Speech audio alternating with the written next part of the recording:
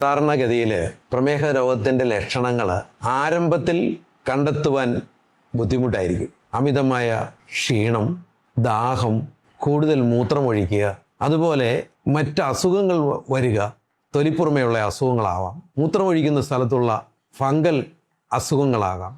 അങ്ങനെ പലതരത്തിലുള്ള അസുഖങ്ങൾ വരുമ്പോഴായിരിക്കും പ്രമേഹ രോഗം കണ്ടെത്തുക. ചിലപ്പോൾ ഏതെങ്കിലും ഓപ്പറേഷന് വേണ്ടി ചെല്ലുമ്പോൾ പരിശോധനയുടെ ഇടയിലായിരിക്കും പ്രമേഹം ഉണ്ടെന്ന് കണ്ടെത്തുക. അതുകൊണ്ട് പ്രമേഹത്തിൻ്റെ ലക്ഷണങ്ങൾ ശ്രദ്ധിച്ചാൽ മാത്രമേ നമുക്കത് കണ്ടെത്താനായിട്ട് സാധിക്കൂ. പ്രത്യേകിച്ച് പലപ്പോഴും പലർക്കും ദാഹക്കൂടുതൽ വരുന്നത് കാണാം. അതുപോലെ എന്തെങ്കിലും ചെയ്താൽ ക്ഷീണം വരിക, തലകറക്കം ഉണ്ടാവുക, തൂക്കം കുറഞ്ഞു പോവുക, നന്നായി വണ്ണം വെച്ചിരുന്ന ഒരാൾ പെട്ടെന്ന് മെലിഞ്ഞു വരുന്നു. അതുപോലെ പതിവിലേറെ മൂത്രമൊഴിക്കുക.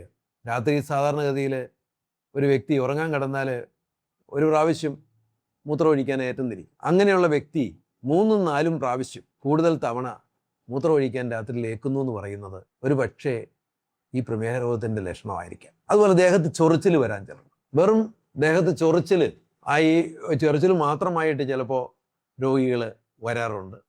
അതിൻ്റെ കാരണം തപ്പുമ്പോഴാണ് ചിലപ്പോൾ പ്രമേഹ രോഗം കണ്ടെത്തുക.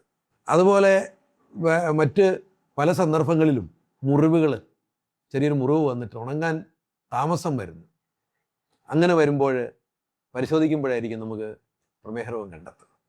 പലതരത്തിൽ ഈ രോഗം പ്രത്യക്ഷപ്പെടാറുണ്ട്.